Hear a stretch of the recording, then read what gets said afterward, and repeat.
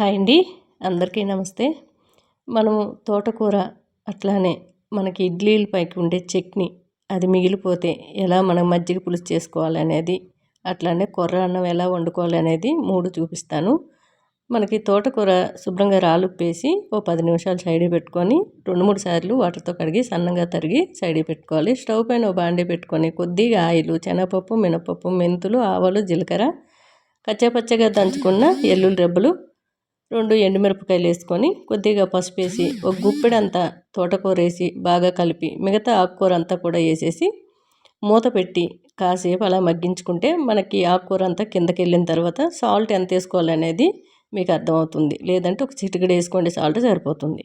ఎక్కువగా ఆకుకూరలో సాల్ట్ పట్టదండి. మనకు కొర్ర రైస్ ఒక కప్పుడు తీసుకుంటే కప్పు పావు వరకు వాటర్ పోసుకుంటే మనకి కుక్కర్లో అయితే 1 కేజీ రాగానే చడి పెట్టిస్తే చక్కగా మగ్గిపోయి చాలా రుచిగా మనకి అన్నం పొడి పొడిగా వస్తుందండి. అదే తపేల్లో వండితే కప్పున్నర వాటర్ పోయండి. మనకి నానవలసిన అవసరం లేదు. చాలామంది నానబెడుతూ ఉంటారు, కొర్రలు అవసరం లేదండి. అది ఎక్కువసేపు మూత తీయకపోతే దాంట్లో కుక్ అయ్యి మంచిగా వస్తుంది. ఆకుకూర 2-3 సార్లు కలిపేసుకొని కొద్ది కారం పొడి, గరం మసాలా ఇంట్లో తయారు చేసింది వేసుకుంటే చాలా బాగుంటుంది. మనకి ఆకుకూర ఎప్పుడు కూడా మనకి పెసరపప్పు కానీ, శనగపప్పు కానీ, కందిపప్పు కానీ కూడా వేసి వండుకోవచ్చు తోటకూర. ఇది ఇడ్లీల పైన చట్నీ, పల్లీలు, ఎండు కొబ్బరి, పచ్చిమిర్చీలు, ఎల్లిగడ్డ వేసి రుబ్బిన చట్నీ మిగిలిపోయింది. దాంట్లో ఒక కప్పుడు పెరుగు వేసుకొని ఉల్లిపాయ ముక్కలు, పచ్చిమిర్చి వేసి పోపు వేసుకుంటే బాగుంటుంది. 1 కేజీ రాగానే కొర్రల కింద పెట్టాను. ఇది మజ్జిగ చారు కోసం అండి. కొద్దిగా పోపు గరిటెలో ఆయిల్ వేసుకొని ఆవాలు, జీలకర్ర, మెంతులు, శనగపప్పు, మినపప్పు, ఎండుమిర్చి, కొద్దిగా కరివేపాకు, ఇంగువ, అంతేనండి పోపు. మీకు ఎవరికైనా నేను చెప్పేది అర్థం కాకపోతే ఫుల్ వీడియో పెట్టాను.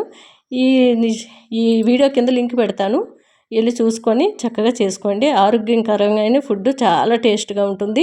మీరు ఒక్కసారి రుచి చూసారంటే మళ్ళీ మళ్ళీ చేసుకుంటారు. ఇంకిన్ని వంటల కోసం మీరు సబ్స్క్రైబ్ చేసుకొని మీకు నచ్చిన వాళ్ళకి షేర్ చేయండి. మీకు నచ్చితే మంచి రిజల్ట్ అనేది మనకి దీంట్లో కూడా పోషక విలువలతో కూడిన ఆహారాలు పెడుతూ ఉంటాను. నచ్చితే ఒకసారి లైక్ చేయండి. చూసారు కదా, తోటకూర వేపుడు, చక్కగా కొర్ర అన్నము, చట్నీ మిగిలిపోతే మజ్జిగ చారు. చూసారు కదా, 3 చిటికలో తయారు చేసేయచ్చు సింపుల్గా, ఈజీగా. మనం ఇంట్లో ఉన్న ఆహారంతోనే చక్కగా పోషక విలువలతో కూడిన ఆహారం తిన్నట్లయితే ఆరోగ్యంగా ఉండొచ్చు. రైస్ కంటే కూడా కొర్రలు చాలా మేలు చేస్తాయండి.